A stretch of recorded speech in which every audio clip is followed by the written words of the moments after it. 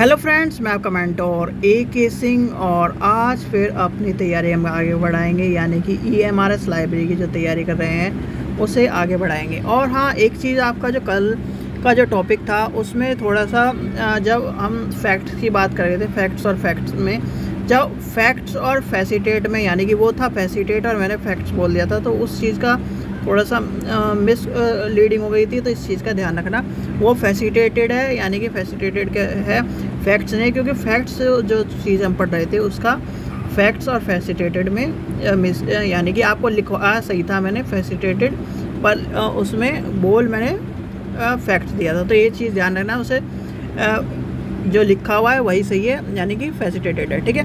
तो इस चीज़ का ध्यान रखना। चलिए आगे देखते हैं। आज का जो टॉपिक है हमारा, standard schemes of classification and their the function of CC, DDC and UDC। यानी कि आज का जो हमारा टॉपिक है standard schemes of classification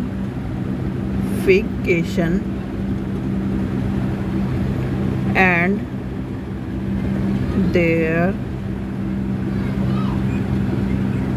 features, CC, DDC and UDC।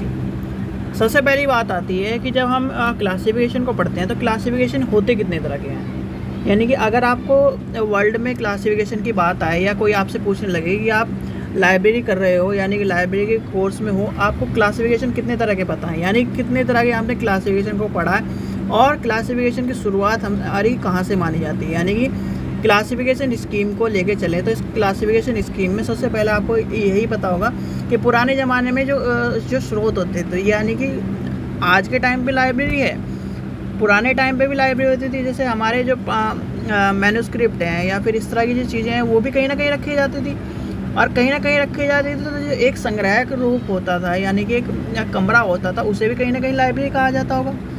पर आज के मॉडर्न टाइम में हम उस चीज़ को लाइब्रेरी के, यानी कि उस टाइम लाइब्रेरी कॉन्सेप्ट नहीं था, पर आज के टाइम पे लाइब्रेरी कॉन्सेप्ट है, तो इसलिए हम उसे लाइब्रेरी कह देते हैं। तो यानी कि लाइब्रेरी कॉन्सेप्ट है हमारा इतना पुराना कि जिसे हम समझ नहीं सकते। यानी कि मान के चलिए आपके आदि मानव हैं, उन्होंने भी अपने जो भी चीज़ करी, या फिर पहाड़ों वहाड़ों में, या फिर आपकी जो गुफाओं में क्या मिली हैं, उनकी चित्रकला मिले, तो उन्होंने भी अपने स्रोत बनाए, यानी कि एक तरह से उनके भी। फिर उसके बाद जो लिखने का टाइम आया तो उन्होंने लिखा भी, जो आजकल हम समझ नहीं पा, जैसे हड़प्पा के स्रोत हैं वो हम समझ नहीं पा रहे हैं। तो क्या है ये, अब बहुत सा आगे चलिए, थोड़ा सा आगे आते हैं। जब ऋषियों के टाइम पे या इस तरह के जब टाइम था, तो वहाँ पर क्या था, उन्होंने पांडुलिपि को ताड़ पत्रों पर जो चीज़ें लिखी वो कहीं ना कहीं एक तरह से संजो कर रखी। तो संजो कर रखी, उसे क्या कहा गया, उस टाइम पे तो कमरा कहा जाता था या फिर कुछ और कहा जाता था। तो कहीं ना कहीं वो भी एक लाइब्रेरी का फॉर्म है, पर लाइब्रेरी का फॉर्म एक स्टैंडर्डली माना जाता है 16वीं 17वीं शताब्दी 18वीं शताब्दी आसपास माना जाता है। क्यों? क्योंकि ये एक तरह से अंग्रेज़ों ने जो उस चीज़ को मॉडर्नाइजेशन किया और उस चीज़ को समझा, तो इन्होंने लाइब्रेरी के फॉर्म का, यानी कि लाइब्रेरी वर्ड या फिर एक तरह से लाइब्रेरी वर्ड का ओरिजिनल करके, और एक जो, यानी कि जहाँ पर किताबें रखी जाती थी और जहाँ पर किताबें का यूज़ होता था, उसे लाइब्रेरी के फॉर्म में कर दिया। अब लाइब्रेरी के फॉर्म में कर दिया तो यहाँ पर आती है बात, यानी क्लासिफिकेशन की, यानी क्लासिफिकेशन स्कीम की बात आ गई।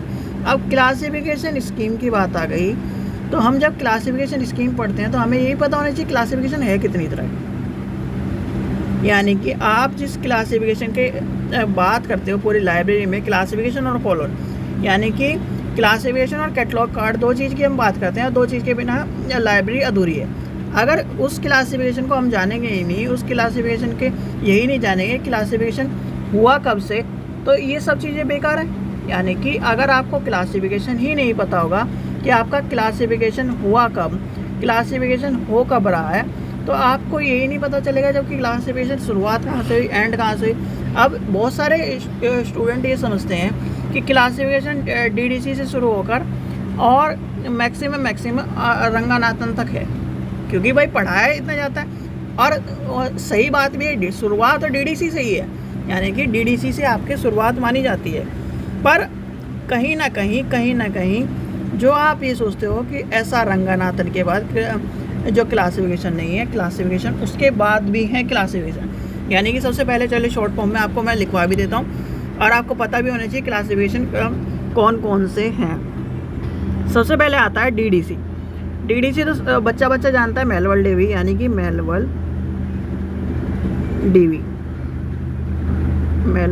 डीवी। और टाइम क्या था 1876। ये तो हमने कितनी बार रटा हुआ है, कौन से, यानी केवीएस में भी और DSSS में भी। फिर आता है ईसी यानी एक्सपेंसिव क्लासिफिकेशन। और एक्सपेंसिव क्लासिफिकेशन का ए कार्टर का नाम आपको मैंने कई बार रटा चुका है। ए कार्टर को कभी मत भूलना, क्योंकि जहाँ पर भी आपको ये देख लो, एक चीज़ का ध्यान रखना, जब भी क्वेश्चन में ऑप्शन में आपको ए कार्टर दिख जाए तो आपका ऑप्शन वही हर हालत में होगा, क्योंकि ए कार्टर के ऑप्शन के वाले क्वेश्चन बहुत ही कम बने हुए हैं। और बहुत ही कम बने हुए हैं तो उसमें से ये मान के चलिए 95% जो ऑप्शन अगर आपको क्वेश्चन में ए कार्टर मिला तो आपका ऑप्शन वही का वही होगा, चाहे आप कुछ भी आगे क्वेश्चन पढ़ो या ना पढ़ो। ठीक है, ये एक तरह का ट्रिक है लाइब्रेरी के क्वेश्चनों की। फिर आती है हमारी एलसी, यानी कि एलसी क्या है, library of Congress classification, LC जिसे हम एलसी कहते हैं। एलसी के कौन है बताइए, एलसी के कौन है? सबसे पहले बात तो library of Congress, CONGRES, Congress, या मान के चलिए CM हॉर्नसन। और ये कब आया था आपका? ये आया था 1904 में, यानी कि 1904। आपको मैंने जब कहा था DSSS की तैयारी करा रहा था तो आपको एक चीज़ बताई थी मैंने कि 1904, 1905, 1906 और फिर आपके बाद इधर की तरफ आएंगे जब, यानी कि 1900 से लेकर और 1932 तक 33 तक सारे के सारे इंपॉर्टेंट है। सारे के सारे सन आपको पता होना चाहिए, कहीं ना कहीं वो किसी ना किसी चीज़ से जुड़े हुए हैं। यहाँ तक आ गए हम, एलसी तक आ गए। एलसी के बाद क्या आता है आपका? यूडीसी। भैया यूडीसी क्या है? यूडीसी आपका डीडीसी का ही एक तरह से ये मान के चलिए, जब हम समय की मांग के साथ परिवर्तन करते चल जाते हैं तो एक ही हमारा ऐसा दौर आता है जब कोई ना कोई हमसे थोड़ी सी अच्छी चीज़ को निकाल कर उसी में से, मतलब हमारी चीज़ को कॉपी कर और मतलब कहते हैं ना, जैसे आप बनाने जा रहे थे खिचड़ी और बन गया कुछ और, या बनाने जा रहे थे चावल और बन गया कुछ और। तो वही चीज़ हुई कि बनाने जा रहे थे डीडीसी और उसी में से किसी और ने उसी को चीज़ को चुराकर या फिर एक तरह से उसी आइडिया को लेकर कुछ और बना दिया। तो वही इन्वेंशन, न्यू इन्वेंशन हुआ था यूडीसी। और यूडीसी के आपको पता ही है पीटर, यानी कि पीटले, ओटले और HD फेंटन। ठीक है, ये ध्यान रखना, HD फेंटन, FON। और ये कब आया आपका? ये आया 1905 में।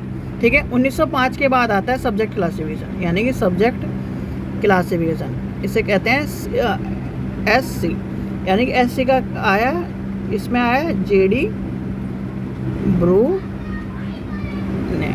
ठीक है, और ये कब आया? 1906 में। फिर इसके बाद क्या आता है? कोलोन क्लासिफिकेशन, यानी कि CC और CC तो आपको सबको पता है। CC अगर आपको नहीं पता तो फिर आपका लाइब्रेरी में कोई भी, यानी कि एक तरह से भविष्य नहीं है। अगर आपको CC का नाम भी नहीं पता कि CC किसने बनाई है तो फिर आपको दिक्कत का सामना करना पड़ेगा। इसलिए इस चीज़ का तो आपको पता होना चाहिए। CC और DDC तो दोनों ये चीज़ें कि लाइब्रेरी के जैसी पहली क्लास होती है तो CC और DDC आपको पता होना चाहिए। फिर आता है हमारा BC, यानी कि बिलिस क्लासिफिकेशन, सॉरी बिलिस बोल रहा हूँ, बिब्लियोग्राफिक क्लासिफिकेशन। बिब्लियोग्राफिक क्लासिफिकेशन कौन है? बिलिस, यानी कि बिलिस। और ये कब है? 1935। आपको मैंने कहा था ना कि 1900 के बाद, यानी 1900 तक के आसपास के सारे याद कर लो तो ये सब आ जाएंगे। तो हमें मेनली इतने सारे पढ़ने हैं। अब आपके टॉपिक में जो आज का टॉपिक है हमारा, उसमें हमें क्या क्या पढ़ना है? DDC पढ़ना है, UDC पढ़ना है और CC पढ़ना है। अब DDC की कहानी लेके चलें, अगर DDC की कहानी लेके चलेंगे हम तो सबसे पहले आपको DDC के पता होना चाहिए DDC बना कब, यानी कि DDC आया कब, DDC ओरिजिनेट कब हुआ, DDC कैसे कैसे बना, यानी कि ये सब चीज़ें स्कीम आपको पता होनी चाहिए कि DDC कैसे कैसे बना, क्यों बना, किस लिए बना, कब से बना। किसने बनाया, क्यों बनाया, ठीक है। ये सब चीज़ें आपको पूछी जाती हैं। और डीडीसी में कितने एडिशन थे, पहला कैसा एडिशन था, ये सब चीज़ें आपको यानी कि इसके फंक्शंस, फीचर्स, ये सब चीज़ें आपको कहीं ना कहीं पूछी जाती हैं। तो चलिए अब चलते हैं अपने जो मेन टॉपिक है हमारा उसकी तरफ। चलिए अब लेके चलते हैं हम अपने टॉपिक पे, यानी कि हमें पढ़ना है डीडीसी, यानी कि डीडीसी पढ़ना है, यूडीसी पढ़ना है और सीसी पढ़ना है, ठीक है। ये 3 चीज़ पढ़नी है और इसके बारे में हमें जानना है। तो सबसे पहले हम लेके चलते हैं अपना पुराना और एक स्टार्टिंग पॉइंट डीडीसी, यानी कि डीडीसी की सबको फुल फॉर्म तो पता ही है। अगर डीडीसी की फुल फॉर्म नहीं पता फिर तो आप लाइब्रेरी के लिए थोड़ा सा दिक्कत का सामना करना पड़ सकता है कि डीडीसी की फुल फॉर्म नहीं पता। तो सबसे पहले आती है डीडीसी की फुल फॉर्म। डीडीसी की फुल फॉर्म आपको पता होना चाहिए, डेवी डेसिमल क्लासिफिकेशन। अब डेवी डेसिमल क्लासिफिकेशन का यानी कि डेवी डेसिमल क्लासिफिकेशन बनाया किसने, ठीक है। सबसे अब बड़ी बात आती है कि डेवी डेसिमल क्लासिफिकेशन बनाया किसने, यानी कि अभी बताया था आपको मेलवल डेवी, यानी कि मेलवल डेवी। अब मेलवल डेवी जी ने कब बनाया इसे, यानी कि बनाया हमारे मेलवल डेवी ने 1876 में, ठीक है। कहाँ के हैं ये, यूएस के, यानी कि यूनाइटेड स्टेट के, ठीक है। ये सारी चीज़ समझ में आ गई, यानी कि ये 3 लाइन आपने रट ली, ठीक है। अब 3 लाइन रटने के बाद आपकी बात आती है कि जो डीडीसी है क्या। भाई देखो, आप मान लीजिए आप कर रहे हो, सीधे एग्जांपल समझिए, आप कर रहे हो बी लीव के बाद एम लीव, ठीक है। अब एम लीव जब कर रहा है बच्चा, तो अगर रेगुलर मोड पर कर रहा है या फिर बहुत सी यूनिवर्सिटी में, ओपन यूनिवर्सिटी में भी डिसर्टेशन का कॉन्सेप्ट है, यानी कि डिसर्टेशन का कॉन्सेप्ट है। अब डिसर्टेशन या फिर एक तरह से आपको रिसर्च वर्क करना है, तो आप रिसर्च वर्क करोगे, ठीक है। पर रिसर्च वर्क में आप रिसर्च भी का टॉपिक होगा या सिनॉप्सिस बनाओगे, उसकी समरी बनाओगे, ये सब चीज़ें रिसर्च करोगे और उसके बाद आप एक 5 यानी कि 5 चैप्टरों की किताब बनाकर और उसे अपने रिसर्च को प्रेजेंट कर उसे अपना प्रोजेक्ट या एक तरह से ये मान के चलिए अपनी रिसर्च को जमा कराओगे, यही तो करोगे। अब यही प्रोसेस क्या करा मेलवल डेवी जी का टाइम पर हुआ। मेलवल डेवी जी ने अपने लाइब्रेरी के, यानी कि लाइब्रेरी उससे पहले से चला है, लाइब्रेरी को उससे पहले से चलती आ रही थी, पर कहीं ना कहीं लाइब्रेरी की कमी को मेलवल डेवी ने समझा। और मेलवल डेवी ने जब समझा तो उसने एक रिसर्च पेपर एक तरह से पब्लिश किया, या फिर एक तरह से ये मान के चलिए रिसर्च पेपर के रूप में उस 44 पन्ने, यानी कि ये मान के चलिए सबसे आपसे क्वेश्चन भी पूछा जा सकता है कि जो फर्स्ट एडिशन है डीडीसी का वो कितने पन्नों का है, तो ये याद रखना 44 पन्नों का था। बहुत सी जगह 42 भी लिखा है, पर 42 नहीं है, 44 पन्नों का है ओरिजिनल। आप कभी जब डीडीसी देखोगे या फिर कहीं ना कहीं आप जब ओरिजिनल किताबें पढ़ोगे जिसे कमियां नहीं है, तो उसमें 44 पन्ने लिखे हुए हैं, ठीक है। अब 44 पन्नों की जब यानी कि फर्स्ट एडिशन लिखा उन्होंने, तो फर्स्ट एडिशन लिखा वो क्या था, वो एक तरह की उनकी समरी टाइप थी, यानी कि उन्होंने जो रिसर्च की उसका समरी टाइप था। अब समरी जो थी मेजरली उनके जो चीज़ थी, यानी कि 44 पन्नों में से मैक्सिमम कुछ पन्ने ही जो थे डीडीसी के लिए थे, नहीं तो और सारे रेफरेंस के, रिसर्च के, उनका इंट्रोडक्शन था और सारे चीज़ें इसमें आ गई थी, ठीक है। अब आपकी कहानी यानी कि डीडीसी जो 44 पन्नों की जो डीडीसी शुरू होती है वो आज कितने पन्नों की है ये भी आपको पता है कि नहीं। यानी कि फर्स्ट एडिशन डीडीसी का 44 पन्नों से शुरू होता है, 44 पन्नों से कहानी आते आते 23वें 24वें एडिशन तक हम पहुंच चुके हैं, ये आपको बात पता चल गई। जब 44 पन्नों की कहानी और आज हम इस तरह से चलते आ रहे हैं, तो ये कहानी आपको समझ में आ गई होगी थोड़ी बहुत। अब थोड़ी बहुत कहानी जब समझ में आ गई है, तो जब आगे चलते हैं, यानी कि हम इसको लेके चलते हैं, क्या बोलते हैं, मेलवल डेवी जी की जो फंक्शंस है, फंक्शन बोलो, जब डीडीसी की हम कहानी लेके चलते हैं, ये आपको 44 पन्नों कहानी पता चल गई। आपको यही पता है कि ये 23 एडिशन तक आ गया, 24 चल रहा है, 24 25-26 की तैयारी है। अब इसकी बात आ गई, यहाँ तक बात आ गई। फिर अब बात आ रही है कि जो ये लैंग्वेज में कितनी, यानी कि 30 से ज़्यादा लैंग्वेज में मैक्सिमम पब्लिश होती है, 30 से ज़्यादा। हाँ, एक क्वेश्चन और पूछा गया लाइब्रेरी साइंस में कि सबसे ज़्यादा, यानी कि सबसे ज़्यादा जो लैंग्वेज में क्लासिफिकेशन लिखा हुआ है वो कौन सा लिखा हुआ है, ये याद रखना। यूडीसी जो है, यूडीसी सबसे ज़्यादा लैंग्वेज में क्लासिफिकेशन को लिखा गया है, यानी कि क्लासिफिकेशन छपा हुआ है यूडीसी। जो डीडीसी है आपका 30 लैंग्वेज में है, और जो यूडीसी है वो बहुत ही ज़्यादा लैंग्वेज में, समथिंग 70+ के आसपास लैंग्वेज है उसकी, वो भी मैं भी बता दूंगा आपको। चलिए, तो जब डीडीसी की कहानी आएगी, यानी यहाँ तक आप समझ गए हो। अब डीडीसी है क्या? डीडीसी में आपने देखा होगा, जब आप यानी कि 3 डिजिट में काम करते हो, 3 डिजिट में जब चलते हैं, और 3 डिजिट 000 से लेकर 999 तक, यानी कि यहाँ तक है, इसके बाद 1000 नहीं है, यानी कि चौथी डिजिट तक नहीं है, 3 डिजिट में ही सारी चीज़ें समेटी हुई हैं। अब 3 डिजिट में जब सारी चीज़ें समेटी हुई हैं, तो सबसे पहले क्या आती है आपको पता होगा, मेन क्लास, यानी कि जो हम इसमें लेके चल रहे हैं वो है मेन क्लास। अब मेन क्लास क्या है? आपने मेन क्लास की बात सुनी होगी, तो मेन क्लास में आपको पता होगा 0 0 0 0, यानी कि 0 0 0 किसका? जनरल जो है, ठीक है। अब 100 किसका है? फिलॉसफी और साइकोलॉजी का, ठीक है। इस तरह से चलते चल जाएंगे, यानी कि 900 किसका है? आपका 900 है, यानी कि 900 तक। ये सबको पता है, ये आपको मैं रिपीट करवाने का दोबारा टाइम वेस्ट कर नहीं रहा, ठीक है। यहाँ तक कि आपको सबको पता चल जाएगा 200, 300, 400, 500। ये क्या हो गई? आपकी मेन क्लास हो गई। अब किसी को चाहिए इंडियन ज्योग्राफी चाहिए, यानी कि इंडियन ज्योग्राफी किताब चाहिए, तो इंडियन ज्योग्राफी किस में है? 900 में। तो यानी कि 900 के सीरीज़ में पहले मेन क्लास चलेगी।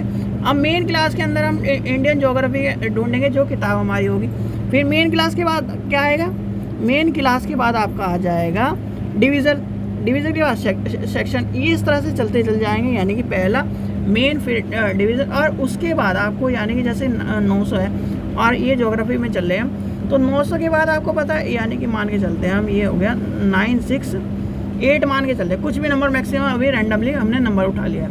तो अब हम लगा देंगे पॉइंट के बाद हमने लिख दिया 1 2 3, ठीक है। फिर इसके बाद थोड़ा सा गैप देके, ये तो आपको क्लासिफिकेशन सबने करा ही होगा, क्योंकि इसके बिना आप पास नहीं हो सकते, ठीक है। तो यहाँ तक आपको कहानी समझ में आ गई, यानी कि यहाँ तक आपको क्लासिफिकेशन की कहानी समझ में आ गई होगी। अब इस क्लासिफिकेशन की कहानी में आपको ये सभी भी समझ में होगा, मेन क्लास जो है ये है, यहाँ तक समझ में आ गई होगी। अब क्लासिफिकेशन के जो रूल्स हैं आपको पता है, 3 डिजिट पे चलते हैं। 3 डिजिट के बाद पॉइंट चलता है, यानी कि ये 0 अभी बताई मैंने, ये सब आती। फिर आ जाती है हमारी 7 नंबर टेबल, यानी कि नंबर टेबल आते हैं। नंबर टेबल में standard sub division, geographical area, जो T1 T2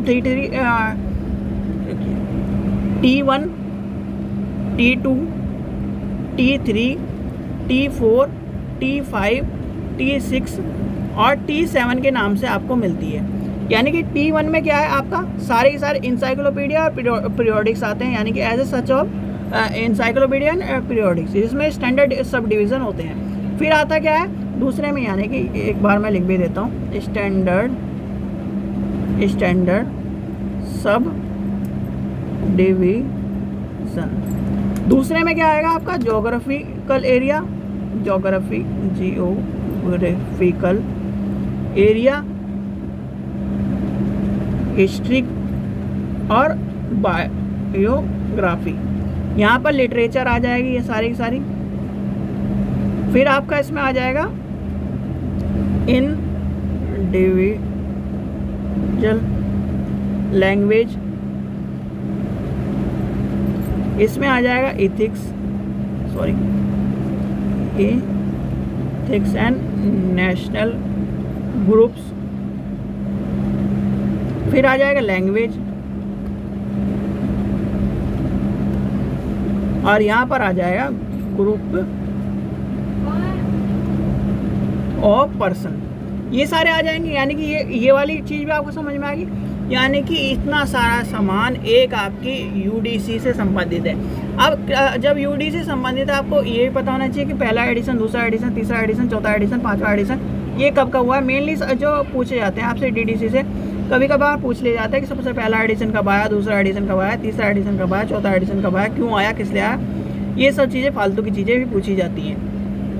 ठीक है, जब मेलवर्ल्ड डीवीजी का जो एडिशन था ये आपको समझा दिया मैंने कि अच्छा हाँ, एक चीज़ और, जो आप पहली बात तो ये कभी भी पूछा नहीं जाएगा जो 44 पन्ने वाली जो कहानी पूछी है, सिर्फ और सिर्फ इसमें पूछा था 44 पन्ने की कैसे कैसे थी, यानी कि 44 पन्ने जो आपके हैं वो किस तरह थे, ये आपसे पूछा जाता है।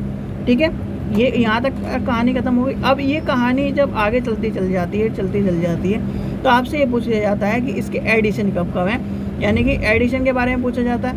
अगर एडिशन का पूछा जाए तो मेनली आपको ये पता होना चाहिए कब कौन से एडिशन कब आए हैं, यानी कि टाइम पीरियड, इनके एडिशन का टाइम पीरियड पूछा जा सकता है। अब आप यानी कि अगर पूछा जाए तो फर्स्ट एडिशन कब आया, देखो सीधे मैक्सिमम ये ध्यान रखो कि फर्स्ट एडिशन कब आया, second edition, third edition, fourth edition, ये सब चीज़ें पूछी जाती है।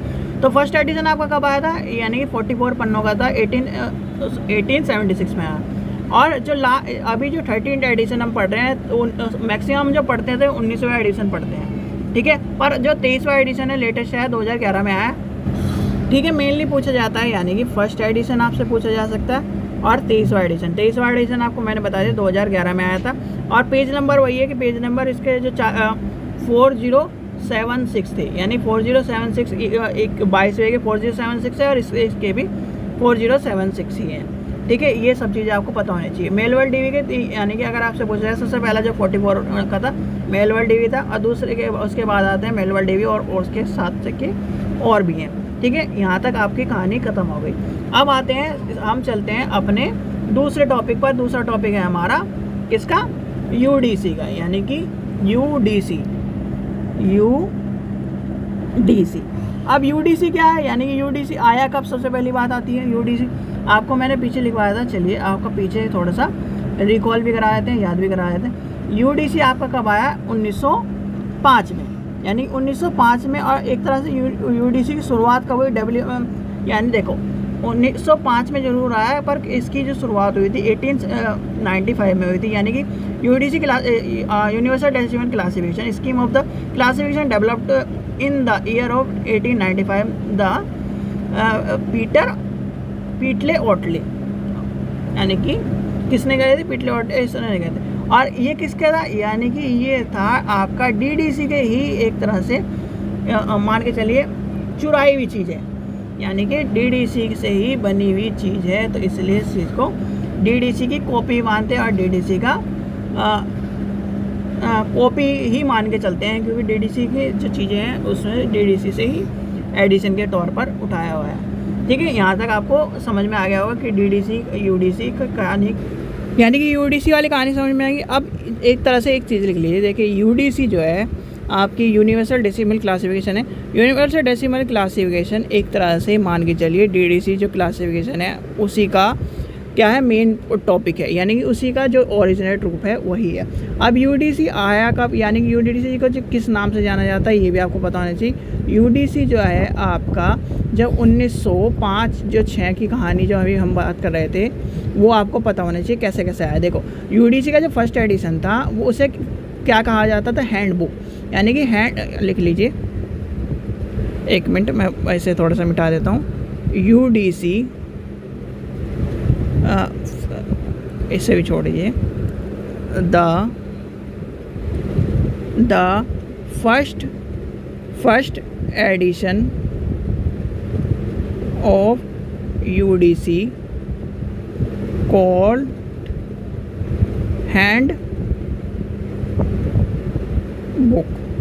हैंडबुक कहा जाता है to the universal bibliographic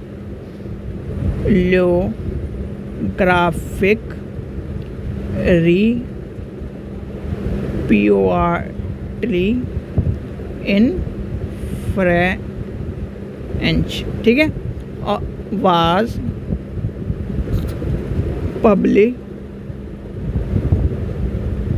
by the Institute International de bibliographic. ठीक है, ये आपका और आया कब 1900 यानी फ्रॉम 1904 से लेकर 1902 1907 तक। ठीक है, ये सब चीज़ें आ गई, यानी कि आगे की कहानी तो इसमें सब कुछ पता ही है। अब मेन आप आ जाते हैं अपने सीसी पर, यानी कि अब आते हैं हम लाइब्रेरी यानी कि कोलोन क्लासिफिकेशन। आपको सीधे सीधे ये तो सबको पता होगा कि इसको सीसी को क्या कहते हैं, कोलोन क्लासिफिकेशन, यानी कोलोन क्लासिफिकेशन कहते हैं। बनाया किसने, SR रंगानाथन जी ने, SR रंगानाथन जी। SR रंगानाथन जी का पूरा नाम क्या था, अगर आपसे कोई पूछने लगे कि SR रंगानाथन जी का पूरा नाम क्या था, तो SR रंगानाथन जी का नाम था सी वल्ली रामारती रंगानाथन। ठीक है, ये इनका पूरा नाम था। बना का 1933 में। ठीक है, ये चीज़ आपको पता होनी चाहिए। अब इसके एडिशन के यानी 6 और मोर एडिशन आ चुके हैं, जिसमें हम पढ़ते हैं 6 एडिशन। मेनली ये चीज़ आपको पता है, जो चीज़ इसमें इम्पोर्टेंट है। एडिशन के बारे में पता चल गई, कहानी ये सब चीज़ें पता चल गई। अब आता है इसमें जो आपका इम्पोर्टेंट है वो है PMEST, यानी कि PMST। और PMST को याद कर लेना। सबसे पहले आपका क्या है, P से क्या होता है, P से आपका है पर्सनैलिटी, यानी कि पर्सनैलिटी। M से क्या है, मैटर, MATTER, मैटर। वो वाला मैटर नहीं कि मैटर हो गया जो हम स्कूलों में या फिर कॉलेजों में करते आए हैं वो। उसके बाद आती है एनर्जी, यानी कि एनर्जी। ठीक है, S से क्या है, स्पेस, SPACE, स्पेस।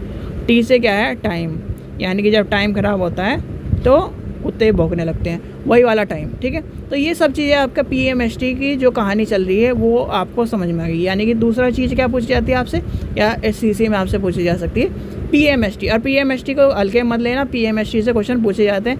जैसे आपसे पूछ लिया PMST में से E की फुल फॉर्म बताइए, यानी कि E डिनोट किस चीज़ को डिनोट करता है, M डिनोट करता है किस चीज़ को डिनोट करता है, ये सब चीज़ें आ जाती हैं। अब PMST की कहानी समझ में आ गई होगी आपको। अब CC के नंबर आपसे पूछ लिए जाते हैं। आपको पता होना चाहिए छोटे अक्षर, यानी कि छोटा ABCD से Z और बड़ा A से Z, नंबर 8 0 to 9, यानी कि 1 to 9, ये सारे नंबर इसमें क्या आ रहे हैं काम के, यानी कि DDC के लिए आपको यूज़ होते हैं। यानी कि मान के चलिए, अब आपसे मैं नंबर लेके चलूँ L44 लेके चलूँ या L45 लेके चलूँ, और ये नंबर बताओ किस चीज़ का है। कोई बता सकता है किस चीज़ का नंबर है? अगर इस तरह ही तो आपसे नंबर पूछे जाते हैं भाई। नंबर किस तरह पूछे जाते हैं? इस तरह ही तो पूछे जाते हैं कि ये क्या है, किस चीज़ का है, क्यों है, किस लिए है, फलाना है, ढिगड़ा, ये सब चीज़ें आती हैं। तो जब लाइब्रेरी क्लासिफिकेशन में मेनली आपको ये सब चीज़ें पूछी जाती है कि भाई ये छोटा है, डिनोट किस चीज़ कर रहा है, ये डिनोट किस चीज़ कर रहा है, क्यों डिनोट कर रहा है, ये सब चीज़ें आ जाएंगी। यानी कि लाइब्रेरी क्लासिफिकेशन का पढ़ लिया हमने। और देखो, एक चीज़ होती है, आप जब मान के चलिए आपने घर बनाना शुरू किया, 2 चीज़ याद रख लेना। कभी भी क्वेश्चन जब घुमा फिरा के जब कहीं कभी, चाहे वो आप XYZ किसी का भी एग्ज़ाम दे रहे हो, अगर आपसे एग्ज़ामिनर को आपके भावनाओं से खेलने का मन करेगा तो आपको वो इस तरह से उलझा देगा क्वेश्चन में कि आप उस चीज़ को समझ ही नहीं पाओगे। आपने घर बनाया, यानी कि आपने घर बनाया, अपना घर बनाया, वो बनकर तैयार हुआ, मान के चलिए आज तारीख है 6 सितंबर है, तो वो 7 सितंबर को बन के तैयार हुआ, यानी कि 7 सितंबर को बन के तैयार हुआ। और आपने उसकी नींव रखी थी पिछले साल 8 अगस्त को, यानी कि 8 अगस्त को रखी थी, मान के चलिए इससे भी 1 महीने पहले। ठीक है, अगर आपसे पूछा जाए कि आपने घर बनाने की शुरुआत कब करी, तो आप क्या जवाब दोगे? तो ये जवाब दोगे। आपका घर बनकर कब तैयार हुआ, तो ये जवाब दोगे। तो ये चीज़ें ध्यान रखना। जो लाइब्रेरी हो गया या फिर किसी भी एग्ज़ाम में आपसे जैसे पूछा जाता है कि भारत का संविधान बनकर कब तैयार हुआ, बनकर कब तैयार हुआ, यानी कि 26 नवंबर 1949 को, और लागू कब हुआ, 26 जनवरी 1950 को। तो ये दोनों चीज़, यानी कि बच्चे इनमें से कन्फ्यूज़ करते हैं, और यही कन्फ्यूज़न आपके आगे किसी सब एग्ज़ामों में चलती आती है। अब एडिशन वाली बात है, एडिशन वही आपको अगर पूछा जाए तो ये जो सीसी का पहला एडिशन था वो मैक्सिमम 135 पन्नों के आसपास था, 106 से 135 पन्नों के आसपास था, और वो कहानी आपसे पूछी नहीं थी क्योंकि डीडीसी में पूछी जाती है, ये आपको पता नहीं पूछी नहीं जाती।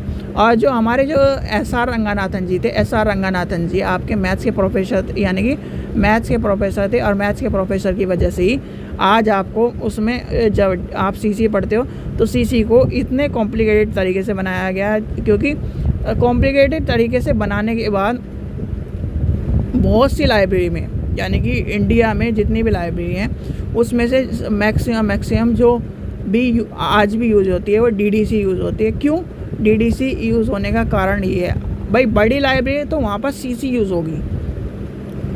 क्यों? क्योंकि बड़ी लाइब्रेरी में सीसी इसलिए यूज़ होती है, और मैक्सिमम मान के चलिए जैसे IIT है या फिर इसरो की लाइब्रेरी, वहाँ पर दोनों लिखी मिलेंगे आपको, डीडीसी भी और यूडीसी भी। तो इसलिए बड़ी लाइब्रेरी में, जहाँ पर आप बड़ी लाइब्रेरी में जाओगे वहाँ पर सीसी मिलेगा, और जो मेनली जो हार्डली जो नॉर्मल लाइब्रेरी होंगी या फिर जो भी चाहता हो यानी पुरानी लाइब्रेरी हो, तो वहाँ पर डीडीसी मिलती है, क्योंकि डीडीसी ईजी है, उसके नंबर निकालना ईजी है, और बल्कि सीसी को हार्ड माना जाता है। सीसी को हार्ड इसलिए माना जाता है, जैसे मान के चलिए मैं आपको नंबर दे दूँ एक, मान के चलिए दे दिया मैंने B:0241 H, ये नंबर दे दिया। क्या ये नंबर है किसी का, या फिर ये नंबर निकाला जा सकता है? तो ये सब चीज़ें, वैसे तो आजकल ऑनलाइन सॉफ्टवेयर आ चुके हैं सारे के सारे, कि नंबर डालो और फटाफट आपको पता चल जाएगा कौन सी बुक किस की है। तो ये सब चीज़ें आपको पता होनी चाहिए, ठीक है। ये क्लासिफिकेशन आपका शुरुआत होता है मद्रास क्लास, यानी मद्रास लाइब्रेरी से। ये सब चीज़ें आपसे पूछी जाती है। इंडो अरेबिक नंबर है, रोमन लो कैरेक्टर हैं, ये सब चीज़ें आपको मैंने बताया, डॉट हैं, ये सब चीज़ें आपको समझ में आ गई होगी। यानी कि ये सब चीज़ें आपको समझ में आएगी। मैट इसमें यानी PMR समझ में आएगा। अच्छा PM, ये पीछे चलते हैं एक मिनट। PM इसके आपसे पूछे जाते हैं कि इसके सिंबल क्या क्या। तो इसका सिंबल है कोमा। इसका सिंबल क्या है? इसका सिंबल है सेमी कोलोन, यानी सेमी, ये मैं भूल गया था, ये मोस्ट इम्पॉर्टेंट है, इसे लिख लेना, सेमी कोलोन। इसका है कोलोन, इसका है कोलोन। हाँ, इसका क्या है? आगे है डॉट, DOT, डॉट।